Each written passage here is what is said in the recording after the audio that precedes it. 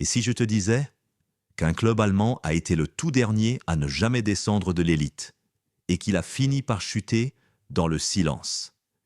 Que ce club, pourtant légendaire, a incarné à lui seul la fierté allemande, l'après-guerre, le renouveau économique et l'oubli. Parce que l'histoire du Hambourg SV, c'est plus qu'une série de matchs. C'est le récit d'un empire construit sur l'honneur, la discipline et la peur de tomber. Tu crois connaître le football allemand? Attends d'entendre ce que le HSV représente vraiment. Dans l'imaginaire collectif, quand on pense au football allemand, on pense au Bayern Munich, à Dortmund, à l'équipe nationale. Mais avant eux, il y avait le Hambourg SV, un club au nom discret, mais au passé immense.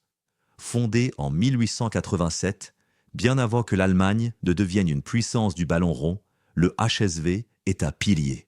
Un club du Nord, rude, structuré, profondément ancré dans une ville portuaire ouverte sur le monde, mais marquée par les épreuves du XXe siècle. Pendant des décennies, Hambourg va incarner la régularité, la discipline et l'excellence allemande. Mieux encore, jusqu'en 2018, il est le seul club de Bundesliga à n'avoir jamais été relégué. Une exception, un monument, une fierté nationale. Mais derrière cette façade d'acier, une autre réalité se cache. Celle d'un club qui refuse d'évoluer, qui s'accroche à son passé jusqu'à sombrer. Car le HSV n'est pas seulement l'histoire d'une ascension. C'est celle d'un géant qui a mis toute son énergie à ne pas tomber avant de chuter, sans un bruit, devant des tribunes incrédules.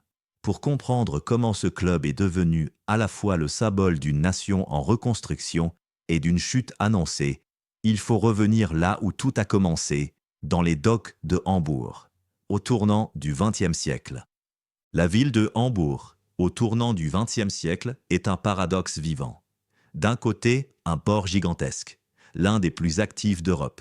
De l'autre, une Allemagne en pleine mutation, tiraillée entre monarchie déclinante, tensions sociales et montée des nationalismes.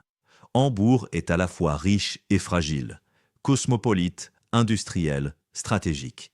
Et c'est dans cette ville, en 1887, qu'est fondé un club sportif qui n'a encore rien à voir avec une future légende.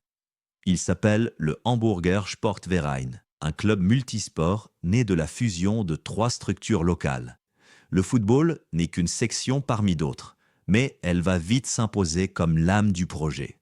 Ce n'est pas un club ouvrier, c'est un club structuré, méthodique, fondé par des notables, des commerçants, des professeurs.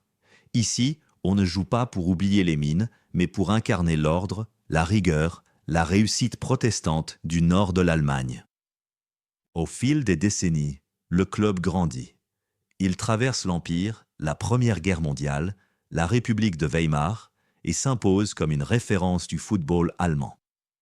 Dans une Allemagne bouleversée par les régimes et les crises, Hambourg reste constant. Il incarne une stabilité bourgeoise, un modèle d'organisation, presque une vitrine du sérieux allemand.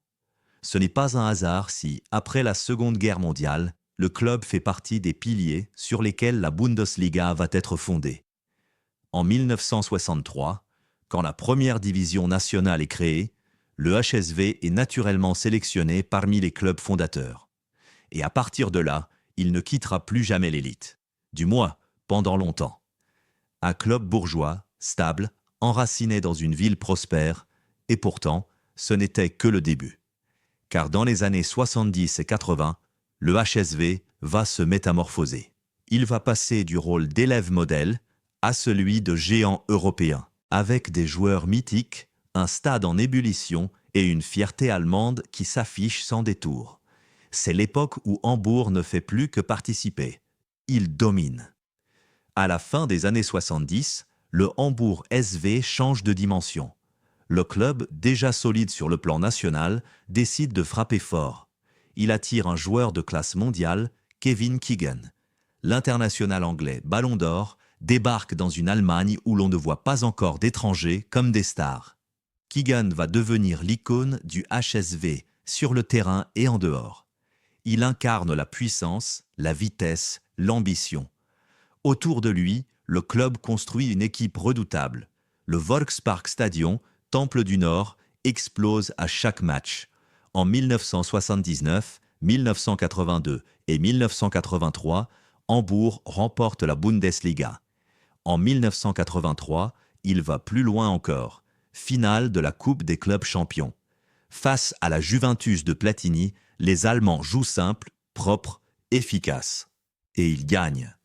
1-0. Hambourg est au sommet de l'Europe. À cet instant, le HSV n'est pas juste un grand club. Il est le visage du football allemand discipliné, triomphant, sans fioriture mais impitoyable. Cette période est l'apogée d'un modèle. Les joueurs sont sobres, les entraîneurs rigoureux, le club structuré. Pas de star system, pas d'excès. Juste du travail, de l'endurance et une obsession. Ne jamais flancher.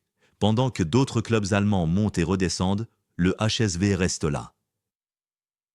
Toujours en Bundesliga, solide comme un bloc.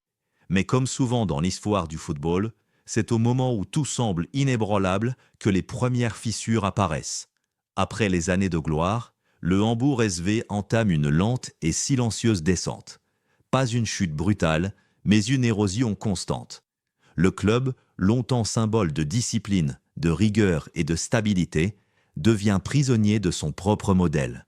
Tandis que le football allemand se modernise, que les clubs investissent dans le marketing, la formation, les stratégies à long terme, Hambourg reste figé. Les dirigeants se succèdent, les projets échouent, les entraîneurs se multiplient, sans que jamais une vraie réforme ne soit menée. Pourtant, le club refuse l'idée de déclin. Il s'accroche à sa réputation, celle d'un club qui ne descend jamais. Sur les murs du stade, une horloge tourne en permanence, affichant le nombre de secondes, de jours et d'années passées en Bundesliga. C'est une fierté, mais aussi une pression écrasante, car chaque saison devient un combat pour survivre. Le club recrute mal, gaspille des millions et finit par se déconnecter de son identité. Les supporters restent fidèles, mais la magie s'éteint peu à peu. En 2018, après des années d'alerte, le pire arrive. Le HSV est relégué pour la première fois de son histoire. L'horloge s'arrête. Le stade est figé. Un silence tombe sur le Volksparkstadion. C'est plus qu'une descente. C'est la fin d'une illusion. Le club qui se croyait éternel découvre sa fragilité. Et l'Allemagne entière réalise que même les géants, quand ils refusent d'évoluer, finissent par tomber. Depuis sa relégation en 2018, le Hambourg SV évolue en deuxième division. Et malgré les moyens financiers, malgré l'aura du nom, il ne parvient pas à remonter. Chaque saison est marquée par des débuts prometteurs, puis des effondrements. Le club semble bloqué dans un entre-deux. Trop grand pour rester en bas, pas assez structuré pour remonter. Pourtant, une chose ne change pas, le soutien populaire. Le Volksparkstadion continue d'attirer des dizaines de milliers de supporters à chaque match. Hambourg est l'un des seuls clubs au monde à remplir son stade, en deuxième division. Pourquoi ? Parce qu'ici, le HSV n'est pas qu'un club, c'est un patrimoine, un lien générationnel, un symbole de la ville. Même tombé, il reste debout. Il incarne une forme de loyauté rare dans un football devenu volatile. Les supporters stéphanois, marseillais ou napolitains reconnaissent cette émotion. Ce n'est pas une question de palmarès, mais de présence dans la vie des gens. Et aujourd'hui, le HSV tente une autre voie. Il mise sur la formation, tente de reconstruire doucement, de poser des fondations durables. L'horloge, un temps arrêtée, a été rallumée, non plus pour compter l'élite, mais pour symboliser la durée, la fidélité, la patience. Et dans ce combat pour renaître sans trahir son passé, Hambourg montre une chose. La grandeur d'un club ne se mesure pas seulement à ses trophées, mais à sa capacité à inspirer, même dans la défaite. Le Hambourg SV, c'est l'histoire d'un club qui a tout connu. La naissance dans une Allemagne fracturée, la gloire européenne, l'orgueil d'un record inégalé, puis la chute, douloureuse, silencieuse.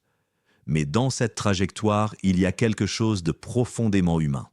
Car le HSV n'a jamais triché. Il a vécu selon ses principes, rigueur, stabilité, identité forte. Et quand le monde du football a accéléré, Lui est resté fidèle à ses valeurs, quitte à sombrer. Aujourd'hui, il n'est plus en haut de l'affiche. Il ne fait plus rêver les chaînes de télé ni les grandes marques. Mais il continue d'exister, intensément dans le cœur d'un peuple, d'une ville, d'une tradition. Et peut-être que, dans un monde où tout change trop vite, c'est cela, la vraie victoire. Alors la question qu'on peut se poser est simple. Vaut-il mieux être un club qui gagne ou un club qu'on n'oublie jamais ?